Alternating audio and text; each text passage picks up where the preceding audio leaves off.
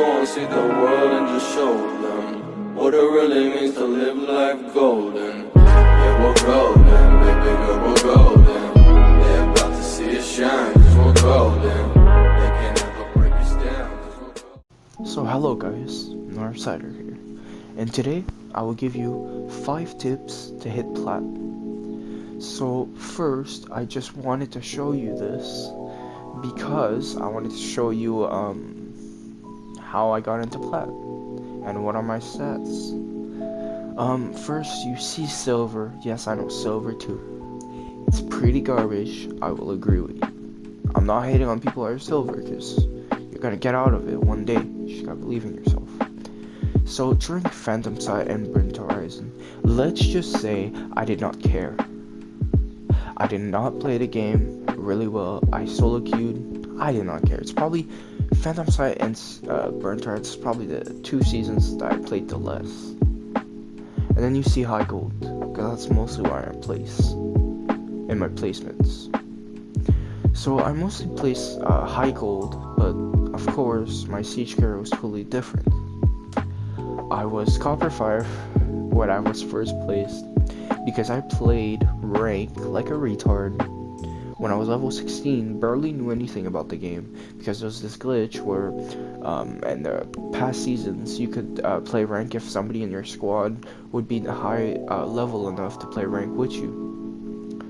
Now I know it sounds like an excuse, but it really isn't. I was new at the game like we all did when we first started, and then I started working my way up to bronze, then silver, then gold, now plat. And a lot of people are struggling in a gold loop, included me. This season wasn't too bad. I was stuck in gold a bit, but I managed to get out of it. Sorry.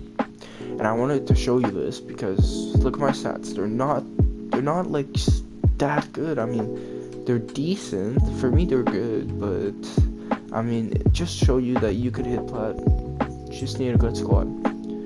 So first, we'll start by my wins and losses. I got 42 wins, 33 losses, or 33 losses and 42 wins. Now I'm trying to keep more wins than losses, obviously. I got 55 win rate, which is good because when I'm most likely get into a game, I'll probably win or be close to it unless I get 4-0, which happens. But we'll try not to. So 55 is above 50, so that's good. I got 77 matches played because the season barely just started.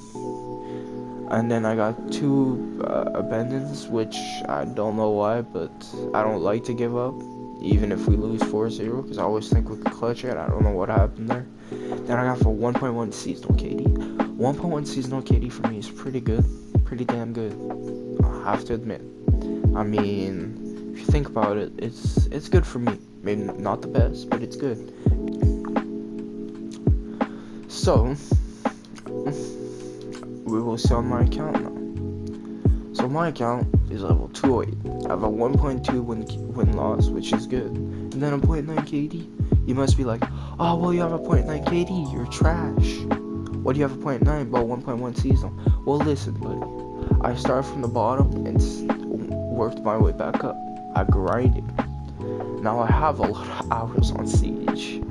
I have almost 1,000 hours, which is a lot, but this is my favorite game and I love it to death. If I could keep one game and share all of them, all the others would be Siege, unless they completely ruin it, which won't happen because great people that make the games, they're great. We need to support them. So now we're gonna go into training grounds. I'm gonna show you how to get better. Tip number 1. You're gonna want to go into Lone Wolf because co-op takes too long and nobody plays T-Hunt anymore. You're gonna want to put difficulty normal. I do hard sometimes, but I just keep it normal, you know. It's just to warm up your aim. So it's important to know that you should do this every time before you start a match. Now, if I don't know where the bots are, I'm sorry. I normally play on the house. I just wanted to choose Barlet because I thought it would bring back a lot of memories from the past. So you mostly want to start with, I would say, a high recoiled operator, a high gun, a good gun that has high recoil to really warm up your aim. Now if I have trash aim, I'm completely sorry. I don't mean to. It's pretty much my first game on the day. Now, tip 1, okay, you want to control your recoil. So you see, I have slow sense, okay? I'll show you right now. My sense is hella slow.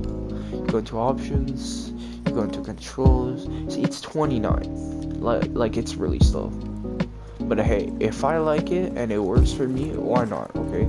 So, just to make sure that you guys understand, I play bug, but not extremely a lot, so I'm not the best at controlling his recoil.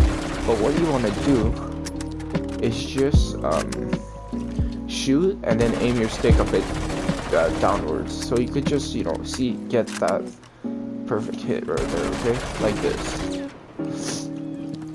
You see that? Like this. Because if you don't, this will happen.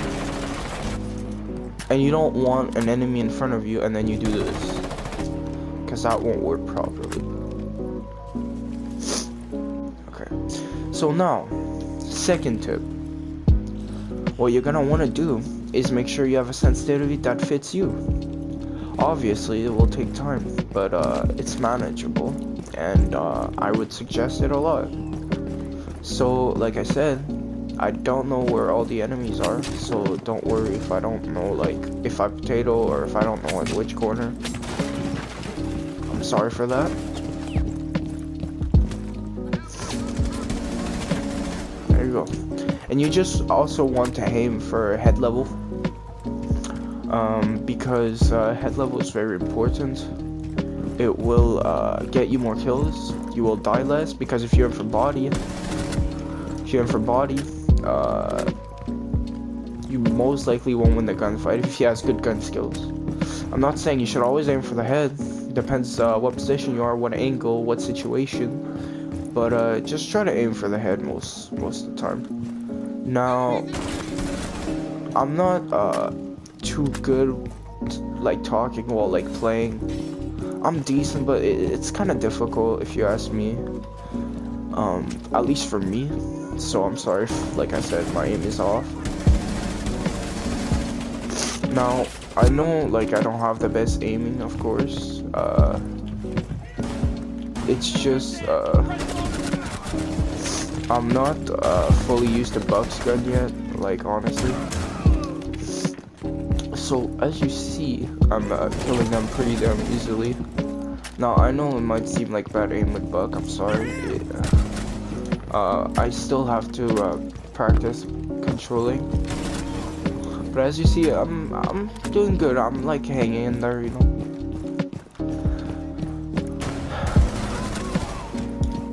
Now, of course, you will miss some shots. Don't expect to be like Bulo or like any super good pro Siege players on PC if you're on console. Don't even think that you're close to it. I mean, you could be, but aiming wise, never, in my opinion, because you're playing on a stick. It's not as precise. You'll most likely potato more. And yeah, that's it for tip 2. Tip 3. Make sure you have a water bottle. Now you must be like, what? Northsider, why a water bottle? What is that gonna change for me? Trust me. When you're sweating your balls off in a ranked match, and you need to go get water, okay, but the round just started, and you don't want to get kicked, because trust me, when you get kicked pretty quickly, okay? So make sure, okay, that you have a water bottle at any moment during a ranked match, so that you stay hydrated, you're ready to go. And you won't have to like get off your chair to go get some freaking water, because that really sucks. If you get kicked, then you have to like rejoin the match and everything. It's really a pain. 4th tip: make sure you have custom binds. I mean, don't make sure, just do it if it helps you. I'll put a photo on the screen, so don't worry. Every time I'm talking about, I'll put a photo on the screen for like the water bottle and you know, custom binds, because not everybody knows how to do it. So custom binds, what am I saying? Custom binds. Well, for me, the only thing that changed is that my R1 is my crouching. Okay, so you see, I could crouch spam and aim and shoot and crouch spam, right? With a circle, you could still crouch spam, but it's pretty difficult. Now, I don't crouch spam, okay? It's just a lot easier to like crouch and like stop and like, you know, it's just a lot easier to crouch, a lot more comfortable. You get a lot better. Circle is not bad. I have a friend that uses circle. He's pretty good at the game actually. I use circle even sometimes. I don't know why, don't ask me, I just do. And I mean, I like it. I like circle, but I prefer R1 of course, because R1 you're way more comfortable in my opinion. Now at first you will struggle obviously, because it's not a bind that a lot of people are used to, or at least a lot of people use that I know of, or that I know. You will struggle, but you will make it, and trust me, when you get that bind and when you're comfortable with it, it's gonna be a lot better. And also, you could crouch spam to save your life if you ever have to in a 1v1 in your lit. Trust me, it happens. I don't like to do it, but if I have to do it to win a round, I will. Anyways, there's a lot of MNK and shark packs and everything, and I'm just normal controller. Fifth tip, get control freaks. Now, unless you don't like control freaks, which is hard to believe, because most people that say they don't like control freak, they never tried it long enough to like them. Control freaks are pretty much extended sticks that you buy at your local Best Buy or local gaming shop, whatever, local GameStop, that extends your joysticks, makes them higher. At first, it will be weird. You won't be able to hit your shots. You'll say, screw that garbage. It's completely messing all my shots. It's disgusting. But trust me, once you get used to it, you will have better aim than you did before.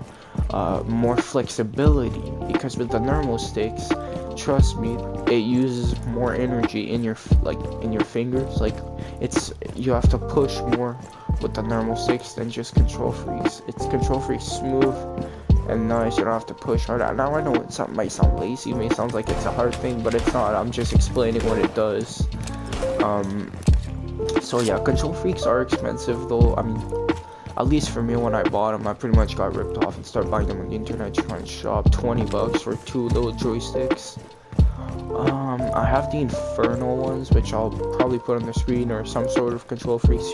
They have plenty. It's really nice, guys. I really recommend if you're playing an FPS on console and you need help with your aim a little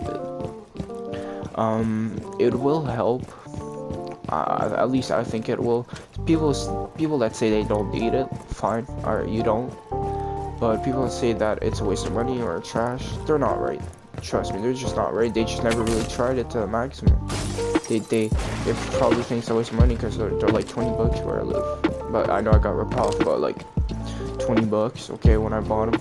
I tell them that and they're like, oh, well, it's only the extensions, like, it's a waste of money, you got ripped off. Well, yeah, I might have got ripped off actually pretty hard, but guess what? It helped with my game improvement overall. I got much better at aiming. I'm not saying I'm bad without the control freaks, I'm just not better than I am now without them. So that's pretty much it for the video. I just wanted to give you guys 5 tips. Actually, you know what? I'll make it more than 5. I have another one. Don't peek unnecessary goddamn angles, please. Like when it's a 1v1 and you're defending, I see a lot of people peeking angles that you don't need to, aiming where you don't need to. Even if you know the enemy's there, don't get the kill, get the round. So that means if you're covered and you know he's in the other room of the bomb site and he's not planting yet because everybody's quiet being nice players and you'll hear it when they plant, don't peek the angle and don't get headshotted. That's simple. A lot of people do it and it's actually like triggering me, because you don't have to peek. You will only have to peek if he's pushing you, okay? If he's demanding for it. If he's just there waiting to get the plant off but you're not peeking, trust me, it's putting a lot more pressure than him, because He's gonna say, well, he's not peeking me, so I'm gonna plant. And then you could fake shoot. You could shoot just to scare him, and he'll stop the plant because you think you're coming. But no, you're still where you are. He's like, God damn it, what do I do? Do I plant? Do I take my chance and then die, or do I push him? Now, if he decides to push you, you know he's pushing you. So you get ready to aim and you shoot in his head and you win the round. But if it doesn't do that, wait until he plants, 0 seconds left, and freaking shoot him and win the round. A lot of people are playing too aggressive than they need to be. Now, yes, okay, aggressive players are good. We need them. But being too aggressive will kill you. And then being too passive will also kill you. If you could drop down the hatch, okay, like in a chalet, imagine their kitchen. If you could drop down the hatch, but there's a rotation, which actually happened to me yesterday, and you see Captain Kitchen, and you have fast enough sense, take your chance. For example, you'll drop hatch, get Capcan, and then you'll freaking crouch, or lay down, which I don't recommend, just crouch, and then you know there's one in trophy coming towards you, you have good headset, good sound, and there you go, kill him. Easy 2 kills right there, easy 2 kills, just because you're aggressive. Now be careful though, I'm not recommending to be every time there's a hatch just drop down. Drone it first, make sure you know your environment, make sure what's reinforced, what's not, because if it's soft, be careful.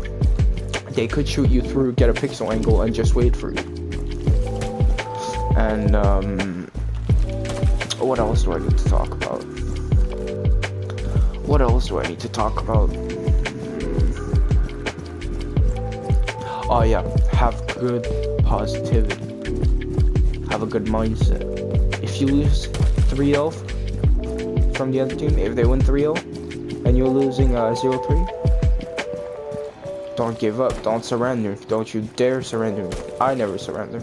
I mean, yes, you've seen my surrenderings, but I don't know what happened there. Okay, I don't surrender, mostly when my team wants to surrender, because you lose less elo. I tell them, no, I'm not surrendering, screw that, I don't care, I'm going down with the loss, or I'm getting a win.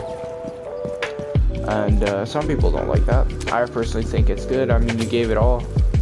Like, what's the point of surrendering? Yeah, you're losing either way, you know, like, won't matter at the end of the day.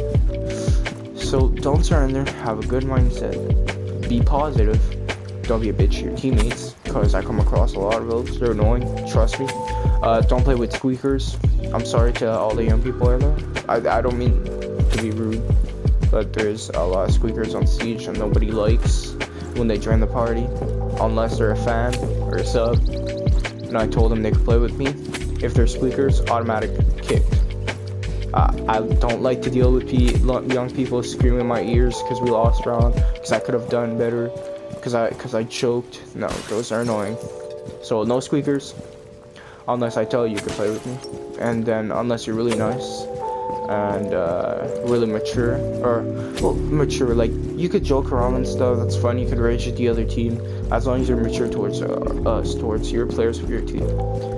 And that's pretty much it, guys, for this video. I hope you enjoyed, and don't forget to subscribe.